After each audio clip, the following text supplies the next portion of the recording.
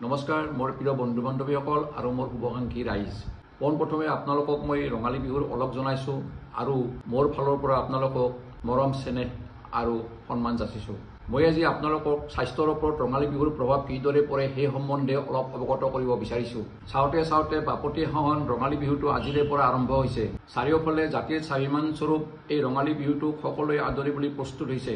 ঢোল পেঁপা তাল গগনাৰ মাজত নৰণ জনাইছে চৌদিশ আকাশ বতাহ। তাৰ মাজতে যেন এইবাৰ আচৰিত ধৰণে গুৱাহাটীৰ ফাঞ্চি বজাৰত গ্ৰাহকৰ ভিৰ দেখা পোৱা নগ'ল। হয়তো কভিডৰ পিছত সৃষ্টি হোৱা মন্দাৱস্থাৰ দ্বাৰা প্ৰভাৱিত হৈছে এইবাৰ ৰঙালী বিহুটো। তথাপি পৰম্পৰাগতভাৱে চলি থকা ৰঙালী বিহুৰ কথাটো মনলৈ আহিলে মনটো উৰা মাৰে শৈশৱৰ দিনবোৰলৈ। আজি চতৰ সংক্ৰান্তিৰ দিনাখনৰ পৰা বহাগ মাহৰ 6 তাৰিখলৈ এই 7 দিনীয়া হিচাপে আমি ৰঙালী বিহুটো পালন কৰোঁ। আজি গৰু বিহু অৰ্থাৎ সংক্ৰান্তিৰ দিনা আৰু অহাকালি মানুহ বিহুৰ আগদিনাখন আমি গৰু বিহু হিচাপে পালন কৰোঁ। পুৱাই মাহ হালধিৰে গা ধুৱাই দীঘলতি পাতেৰে কোবাই গৰুৰ গাত থকা মহ দাহ চিকৰা আদি খেদাই লাও বেঙেনা খাবলৈ দি বছৰে বছৰে বাঢ়ি যোৱা বুলি কৈ গৰুৰ স্বাস্থ্যৰ উন্নতি কামনা কৰোঁ। গধূলি নতুন পঘাৰে বন্ধা হয়। তাৰপিছত মাখিয়তী, তুহ, নিমপাত, পচতীয়া পাত আৰু ভাং গছ আদিৰে থোপা দি সেইবোৰ জ্বলাই দিয়া হয়। তাৰ ধোঁৱাই সেই দ্ৰব্যবোৰৰ গন্ধত অপকাৰী কীট পতংগবোৰ আঁতৰি যায় আৰু এটা সুন্দৰ পৰিৱেশৰ সৃষ্টি কৰে আৰু এই পৰিৱেশে গৰু আৰু মানুহৰ স্বাস্থ্যটো যথেষ্ট উন্নতি সাধন কৰে।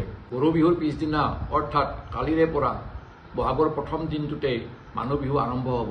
সিদিনাখন মাহ হালধিৰে গা পা ধুই নতুন বস্ত্ৰ পৰিধান কৰি অৰ্থাৎ বিহুৱান লৈ মন্দিৰত গৈ সেৱা এটা কৰাই জ্যেষ্ঠজনৰ পৰা আশীৰ্বাদ লোৱা হয়।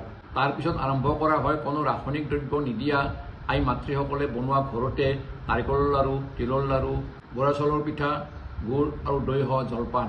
তাৰপিছতে আৰম্ভ হয় অসমীয়া জনজীৱনত প্ৰচলিত হুঁচৰি, বিহুনাম, ঠেলানাম আৰু জৰানাম। সনাতন সংস্কৃতিৰ লগত জড়িত হৈ আছে বিজ্ঞান আৰু এই বিজ্ঞান জড়িত হৈ আছে আমাৰ বাপতি সাহোন ৰঙালী বিহুটোৰ লগত। সেইবাবে পৰম্পৰাগতভাৱে প্ৰচলিত এই ৰঙালী বিহু উৎসৱে আমাৰ স্বাস্থ্যৰ ওপৰত বাৰুকৈ প্ৰভাৱ বিস্তাৰ কৰিছে।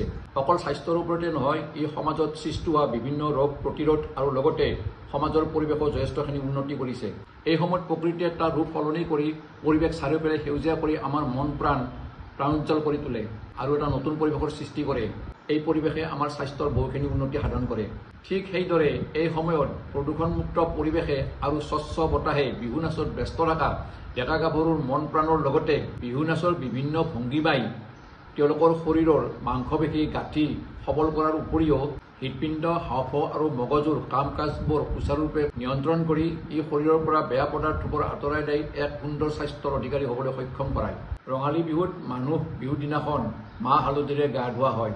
হালধিয়ে শৰীৰৰ ছালখন বীজাণুমুক্ত কৰাৰ উপৰিও ই ছালখন সতেজ কৰি ৰাখে। তাৰোপৰি ৰঙালী বিহুত শাক খোৱাৰ পৰম্পৰা আছে। এই শাকে শৰীৰত ভিটামিন, কেলছিয়াম, পটাছিয়াম, মেগনেছিয়াম যোগান ধৰি এই শৰীৰক সুন্দৰ আৰু স্বাস্থ্যৱান কৰি তোলে। প্ৰিয় বন্ধু বান্ধৱীসকল, ৰঙালী বিহুটো অসমীয়া সমাজৰ হেঁপাহ, আৱেগ আৰু আয়ুৰেখা।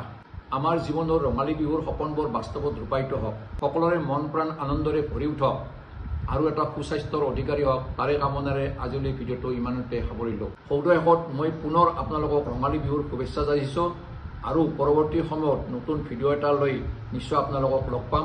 ধন্যবাদ।